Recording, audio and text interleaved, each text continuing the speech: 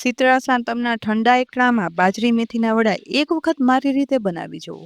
એકદમ નવી રીત, વળી ના થેપવાની કે ના વણવાની ઝંઝટ. વળી બાજરી મેથીના આ વડા બન્યા પછી લાંબો સમય સુધી ફૂલેલા રહે, ઉપરથી ક્રિસ્પી અને અંદરથી એટલા સોફ્ટ ને કે 4 થી 5 દિવસ તો સારા રહેશે. અને આ રીત જોઈ તમે પહેલી વાર પણ બાજરીના કે મકાઈના વડા બનાવતા હશો ને તો પણ પરફેક્ટ જ બનવાના. હા, આ વિડીયો જોતા જોતા તમારે જો સાતમના ઠંડા એકટાણાની અનેક નવી વાનગીની આખી થાળીની રેસીપી જોવી હોય ને તો તેની લિંક પણ ઉપર અને ડિસ્ક્રિપ્શન બોક્સમાં આપી છે, તો તે પણ જોઈ લેજો. તો બાજરી મેથીના વડા બનાવવાની શરૂઆત ચટણીના જારમાં તીખાસ પ્રમાણે આદુ, મરચાં અને લસણના ટુકડા ઉમેરી સાથે અડધી ટીસ્પૂન જીરું ઉમેરશું. અહીં લસણ ના ખાતા હોય તો સ્કીપ કરવાનું. સાથે આ બધું પીસાઈને એટલું જ પાણી ઉમેરી ઢાંકણ ઢાંકી પીસ્યા પછી જેમાં વડાનો લોટ બાંધો હોય ને તે વાસણમાં અડધો કપ ખાટું દહીં ઉમેરી ઉપરથી 1/8 કપ ગોળ છીણેલો ઉમેરી દેવાનો. હવે બંનેને વિસ્કરથી વિસ્ક ત્યાં સુધી કરવાનું જેથી ગોળ છે ને તે દહીંમાં ઓગળી બધું મિક્સ થઈ જાય. 2 મિનિટમાં મિક્સ કર્યા પછી ગોળ બધો ઓગળી દહીંમાં મિક્સ થઈ આવું ઘાટું મિશ્રણ તૈયાર થઈ ગયું છે. તેને સાઈડમાં રાખી બીજી તરફ ગેસની લો ફ્લેમ પર પેનમાં 1 ટીસ્પૂન તેલ ઉમેરી ગરમ થતા તેલમાં 1/8 ટીસ્પૂન હિંગ, 1/8 ટીસ્પૂન હળદર પાવડર, અડધી ટીસ્પૂન મીઠું, 1/4 ટીસ્પૂન અજમો, અડધી ટીસ્પૂન સફેદ તલ, 3/4 ટીસ્પૂન ધાણા જીરું પાવડર ઉમેરવાનું અને આ રીતે ગેસની લો ફ્લેમ પર તેલમાં સહેજ એવું સાતળવાનું જેથી બાજરીના વડામાં ઉમેરેલા મસાલાનો સ્વાદ કાચો નહીં આવે. સાથે સાથે ઉમેરેલો અજમો અને તલ છે ને તે સહેજ એવા સતળાશે ને એટલે વડામાં તેની ફ્લેવર છે ને તે એકદમ સરસ આવશે. બસ હવે અહીં 1 ટીસ્પૂન કસૂરી મેથી મેં ઉમેરી અને મિક્સ સાતળી લીધી છે. અહીં જો લીલી મેથીની ભાજી મળે ને તો તે ઉમેરી આ જ રીતે સાતળવાની. કસૂરી મેથી સાતળવાથી તુરંત સુગંધ આવવા લાગશે એટલે છેલ્લે આ સમયે તેમાં બનાવેલી આદુ મરચાંની પેસ્ટ અને સ્વાદ પ્રમાણે અડધી ટીસ્પૂન કશ્મીરી લાલ મરચું પાવડર ઉમેરવાનું જેથી તે તેલમાં સતળાઈ જશે અને કાળું નહીં પડે. સાથે સાથે આદુ મરચાં અને લસણ છે ને તે સતળાઈ તેને સ્વાદ અને સુગંધ છે ને તે વઘારમાં સરસ બેસી જશે અને વડા છે ને એકદમ બન્યા પછી સ્વાદિષ્ટ બનશે. બસ અડધી મિનિટમાં જ બધું સાતળ્યા પછી ગેસ બંધ કરી પેન નીચે ઉતારી આ વઘારને મિક્સ કરેલા દહીં ગોળના મિશ્રણમાં ઉમેરી દેવાના અને ફરીથી એક વખત મસાલાવાળા વઘારમાં બરાબર બધું મિક્સ કરી દેવાનું. આવું વઘારવાળું દહીં ગોળનું મિશ્રણ તૈયાર થઈ ગયા પછી હવે 1 કપ બાજરીનો લોટ આ મિશ્રણમાં ઉમેરશું. સાથે વડામાં બાઇન્ડિંગ માટે અડધો કપ ઘઉંનો ઝીણો લોટ અને વડામાં ક્રિસ્પીનેસ માટે 1 ટેબલસ્પૂન ઝીણો રવો ઉમેરવાનો જેથી વડા બન્યા પછી 3-4 દિવસ સુધી એવા જ ફૂલેલા ક્રિસ્પી રહેશે. પહેલા આ મિશ્રણને ચમચી વડે મિક્સ કરવાનું. એ પછી હાથથી મિક્સ કરી વડા માટેનો મીડિયમ સોફ્ટ લોટ બાંધી લેવાનો છે. 1 કપ બાજરીના લોટના વડા બનાવવા માટે અહીં તમે જોયું ને કે આપેલા પરફેક્ટ માપથી જ બધી વસ્તુ લેશું ને તો કોઈ પણ વધારે વસ્તુ ઉમેરવાની જરૂર નહીં રહે. સાથે સાથે આપણે વડા માટે જોઈએ ને તેવી કન્સિસ્ટન્સીનો લોટ પણ તૈયાર થઈ જશે. હવે લોટને ઢાંકણ ઢાંકી વધુ નહીં પણ માત્ર 5 જ મિનિટ રેસ્ટ આપીશું જેથી બાજરીના કારણે વડાનો લોટ વધારે સોફ્ટ ના થઈ જાય અને એ પછી ઢાંકણ ખોલી ફરીથી લોટને એકવાર મસળી લેવાનો.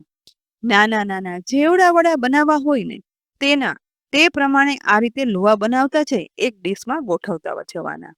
અહીં મોસ્ટલી બાજરી કે મકાઈના વડા હાથથી થેપી અને આપણે બનાવતા હોઈએ છીએ અને વળી ક્યારેક તો ઘઉંનો લોટ વધારે ઉમેરી વણતા પણ હોઈએ છીએ. પણ આજે તમને આ બંને રીતથી અલગ એકદમ સહેલી રીતથી વડા બનાવવાનું બતાવું જેથી પહેલી વખત પણ સાતમ પર બાજરીના વડા બનાવતા હશો ને તો એકદમ ઓછા સમયમાં પરફેક્ટ મીડિયમ થિકનેસ વાળા ફૂલેલા બાજરીના વડા તમારાથી પણ બનશે. તો અહીં મેં 10 થી 12 લુવા આ રીતે વાળી લીધા છે. એ પછી એક પતલું આછું સફેદ મલમલનો કપડાનો ટુકડો લઈ ચોખ્ખા પાણીમાં બોળી સહેજ એવો નીચવી લઈ અને ભીનો કરી લીધો છે. આ ભીના કાપડના ટુકડાને કિચન સ્ટેન્ડ પર ફેલાવી દેવાનો છે. હવે ફેલાવેલા અડધા ભીના કપડા પર બનાવેલા લુવા આ રીતે 1 થી 1.5 ઇંચના અંતરે જેટલા સમાય ને એટલા ગોઠવી દેવાના. બસ આ વડા બનાવતા સમયે ધ્યાન એ જ રાખવાનું કે વડા તળવા ઉમેરીએ ને એ પહેલા લોટ સુકાવવો ના જોઈએ, નહીં તો વડા ફૂલશે નહીં. લુવા ગોઠવાઈ ગયા પછી બાકી રાખેલું એક સાઈડનું ભીનું કાપડ હતું ને તે બધા લુવા ઉપર આ રીતે ફેલાવી દેવાનું અને બધા લુવા ઢાંકી દેવાના છે. હવે કોઈ પણ આ રીતે ઘરમાં વાટકી કે ગ્લાસ હોય ને તે લેવાનો અને ભીના કપડા પર ઢાંકેલા દરેક લુવા પર અહીં મેં વાટકી લીધી છે ને તે સહેજ એવી આ રીતે જોર દઈ અને પ્રેસ કરવાની. પ્રેસ કરવાથી મીડિયમ થિકનેસના એકદમ પરફેક્ટ વડા બની અને તૈયાર થઈ જશે. ના થેપવાની ઝંઝટ કે ના કોઈ વણવાની ઝંઝટ. વળી લોટ સુકાવાનો ડર વગર એકદમ સહેલાઈથી આ વડા જેટલા પણ વધારે બનાવ્યા હશે ને તો પણ ફટાફટ ઓછા સમયમાં તૈયાર થઈ જશે. અને વણવામાં કે થેપવામાં સમય લાગે ને તેનાથી ભાગનો પણ સમય નહીં લાગે. બસ રાખેલા 10 થી 12 લુવા છે ને તે માત્ર 1 મિનિટથી પણ ઓછા સમયમાં તૈયાર થઈ ગયા છે. ઉપરથી કાપડ હટાવતા જુઓ એક સરખી મીડિયમ થિકનેસના તે બન્યા છે ને. તો હવે બનેલા વડાને આ રીતે હળવે હાથથી કાપડમાંથી અલગ કરી લેવાના અને એ પછી હાથમાં લીધેલું એક વડું છે ને તે આ રીતે સફેદ તલ એક ડીશમાં લીધા છે ને તેમાં આ રીતે ઉલટું કરી અને બોળી દેવાનું, જેથી બનેલા વડાની ઉપરની તરફ તલ છે ને તે સરસ ચીપકી જશે. અને વળી આ વડા ભીના કપડામાં હતા ને એટલે સહેજ એવા ભીના સોફ્ટ જ છે, માટે ઉપરથી સહેજ પ્રેસ કરતા તલ છે ને તે વડામાં ઉપરની સાઈડ સેટ થઈ જવાના છે. અને બન્યા પછી એકદમ તલવાળા ઉપરથી ક્રિસ્પીનેસ સાથે આ વડા દેખાવની સાથે ખાવાની પણ મજા આવશે. હવે એક ડીશમાં આ વડાને ગોઠવી દેવાનું. આ જ રીતે એક સમયમાં તળાઈને તેટલા 6 થી 7 વડા તલ ચીપકાવી અને તૈયાર કરી લીધા છે. બીજી સાઈડ ગેસની મીડિયમ ફ્લેમ પર પોળી પેનમાં ગરમ થતા તેલની ફ્લેમ હવે પહેલા હાઈ કરી દઈશ. બાજરીના વડાને હવે એક પછી એક આ રીતે ગરમ તેલમાં ઉમેરતા જવાના છે.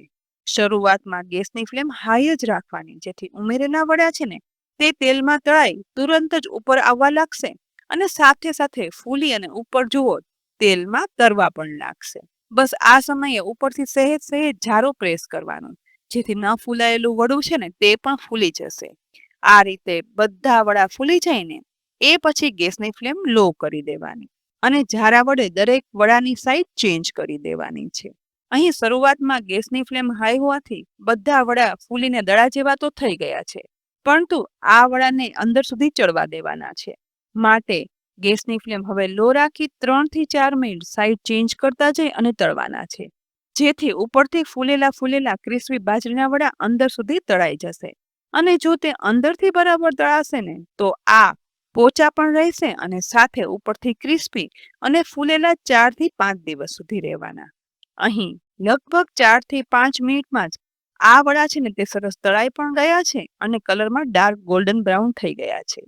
તો આ તળેલા વડાને હવે તેલમાંથી નીતારી એક બીજા જારામાં કાઢી લેવાના અને એ પછી આ જારામાં સાવ નીતરી જાય ને એટલે તુરંત જ ડીશમાં કાઢી લઈશું.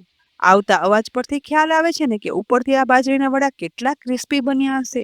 બસ સાતમના ઠંડા એકટાણા માટે મેથી, અજમા, તલના સ્વાદ સાથે બનતા બાજરીના આ વડા વહેલા બનાવી અને રાખી દો ને તો ઠંડા એકટાણામાં તો શું, એ સિવાય પણ ચા સાથે ખાવાની જમવાની મજા આવશે. બધા જ ફૂલેલા આ બાજરીના વડાના એક વડું હાથમાં લઈ ટુકડા કરતા જુઓ ઉપરથી ક્રિસ્પી અને અંદરથી 2 પડવાળા અને બિલકુલ તેલ ભરાયા વગરના સોફ્ટ આ બાજરીના વડા બન્યા છે. તો છે ને એકદમ સહેલી રીત. તો ફ્રેન્ડ્સ આ વખતે આ સાતમના એકટાણામાં બાજરી મેથીના આ રીતથી વડા જરૂરથી બનાવજો. પછી ચાખી અને કોમેન્ટ કરજો કે બાજરીના આ વડા બનાવવાની રીત એકદમ સહેલી, ઓછા સમયમાં બનતી, સમય બચાવનારી લાગી ને.